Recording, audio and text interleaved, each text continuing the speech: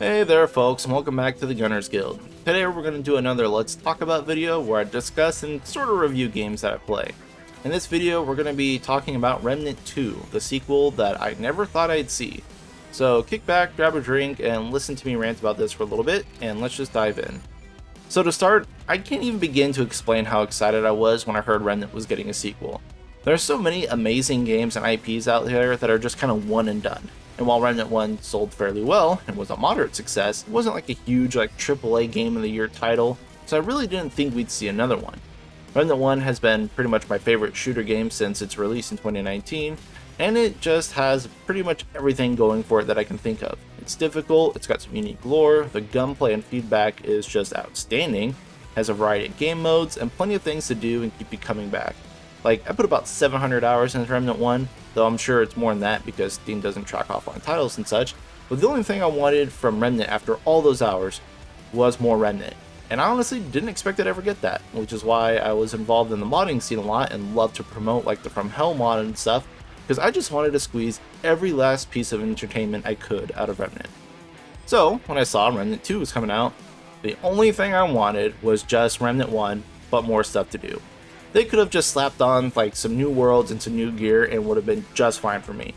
But let me tell you that Remnant 2 is so much more than that. And in fact, calling it Remnant 2 feels like a disservice. It feels like Remnant 3. This just leaps and bounds ahead of the original. So like I usually do, I kind of want to just break this down into sections to make it easier to dissect. But let me start at the beginning for those who did not play Remnant 1. So Remnant is very much a Souls-like with guns, and it performs that role and fills its niche exceptionally well. It's a third-person shooter with a lot of dodge, duck, dip, dive, and dodge. Another apt comparison would probably be something like Outriders or Destiny. It's kind of got the same, vibes. You do a lot of the same content over and over again. At least in Remnant's case, you're doing so much because everything's randomized. The campaign layout, the dungeons, the enemies, modifiers, what bosses you get, all that, all random. So you can never really see the whole game in just one playthrough. And while I know some people think that's bad, it's actually one of the greatest aspects of Remnant. It's almost like a roguelite in some cases, except that, they actually added roguelike mode later with survival. Here in Remnant 2 though, when you finish the first playthrough, you can be done if you just want to play the game for the story, which is acceptable. I mean, the story's not terrible, it's interesting. And Remnant 2's campaign is about 25 to 40 hours long, depending on how much side content you want to clear, which ain't too bad either for a shooter. But for all those who want to keep playing because the gameplay loop just has them hooked, there is so much more to do because you're not just revisiting the same content. You can play the same difficulty, the same playthrough, and get different bosses, dungeons, layouts, events, quests, and thus new equipment and new loot. It's all different. You can play on harder difficulties, including Hardcore, which will net you account-bound items that are awarded to all your characters and any future characters you make. You can test your might against the Apocalypse mode. You can play co-op, help others. There's a lot of replayability here, which is one of my favorite aspects about this game. And I don't see it as, oh, I have to play through the campaign again just to try and get this item, because you don't, adventure modes exist. But yeah, the point I'm trying to make is that Remnant 2 is vast. It's so much deeper than Remnant 1 in all regards, and there's always going to be some reason to keep playing. But now let me just lean over into the art performance side of the game and talk about that. So Remnant 2 is a huge step forward graphically compared to Remnant 1. The art team crushed it. And I always thought Remnant 1 looked good for the time, and it still does. If you go back and look at a comparison, it's pretty good. But when I compare Remnant 1 to 2, I'm immediately taken aback by how much more foliage, debris, particle effects, little details just scattered through Remnant 2's landscapes. It is so much more lush. Possibly due to Remnant 2 being built on Unreal 5, but the lighting and the textures and everything are just outstanding, and the dark areas are really dark, warranting the use of a flashlight, which they finally gave you.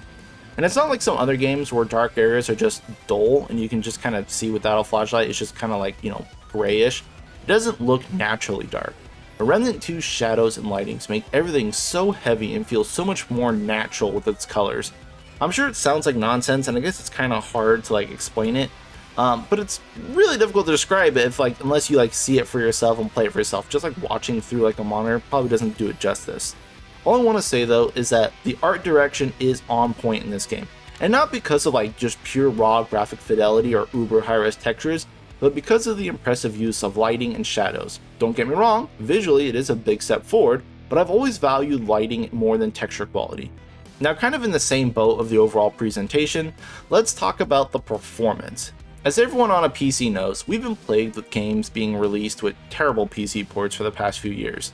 The number one complaint for almost any game on Steam or PC in general is just bad performance, bad ports. We've all seen it, and it's quite a shame.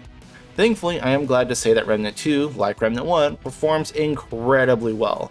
My PC rig at home is a 3070 Ti with like an i7 3.6 GHz, and I can comfortably run the game at 100 frames pretty much all the time. I don't stutter or crash, and I don't even have any significant performance problems at all.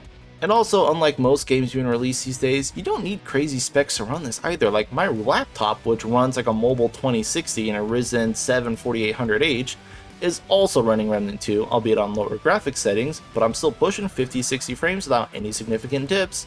So yeah, I mean, I gotta say, I'm pretty impressed that Remnant 2 braved this sea of like awful PC ports that made it across the other side safely, because like it's really outstanding to see a game run so well. We've had all these blunders back to back to back of just bad PC games. Now with Remnant 2 running outstandingly, let's talk about the gameplay loop and the hook. Easily, the hook is the gunplay, not to be confused with gameplay. Guns specifically are very difficult to make feel impactful, meaty, have equally impressive sound quality, and just make everything come together so perfectly. What keeps players playing games like Destiny or Path of Exile, Warframe and stuff like that for years is the actual gameplay feeling good. That short loop of like 15 seconds is so important, and like Remnant 1, Remnant 2 just feels good to play. Sound and feedback just carries. And I mean, I can't stress enough, but it's that important. And luckily enough, Remnant 2 does provide the player with ample means to customize and play the game in different ways. You have your archetypes, your classes, which provide you with all your sorts of bonuses, perks, and skills and stuff. You can cross-class 2 archetypes even, and cross-classing is always the best feature in any RPG game.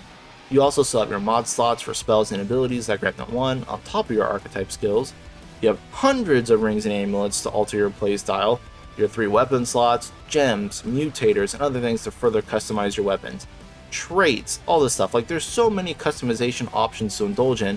And again, I would have been fine with Remnant 1, but with just some more biomes and enemies. But Remnant 2 has everything Remnant 1 had, plus a bunch of other stuff added on top, and just so much more. It's crazy to think about, and the possibility for builds is exponentially more endless. It's crazy, I don't even know where to begin, and trying to make like build videos and stuff, which I eventually want to do, is going to be impossible. There's so much stuff to look at. So adding on to this talk about gameplay, one of the other things that Remnant 1 did very well was the boss fights. Maybe not the first set of bosses in base game, most people complain about the swarms of ads that each boss would summon, but as the DLCs rolled out, the bosses got better and better, and by the Subject 2923 DLC, we had some pretty awesome fights. It was really fun to see the development team just make progressively better boss fights, and kind of like learn along the way. It was really enjoyable. Remnant 2 carries this trend of the DLC boss fights that are just so much less focused on ad swarms and instead revolving around reading and learning attack patterns like a proper Souls game. For the most part, Remnant 2 got rid of the whole, oh, it's just a normal enemy that summons ad style of boss that Remnant 1 had.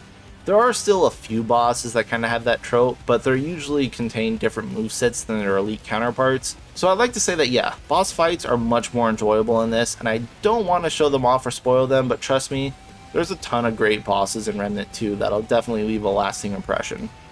Moving on, Remnant 1 was also very unique in that the game was randomly generated, so different landmarks and dungeons would spawn in each playthrough.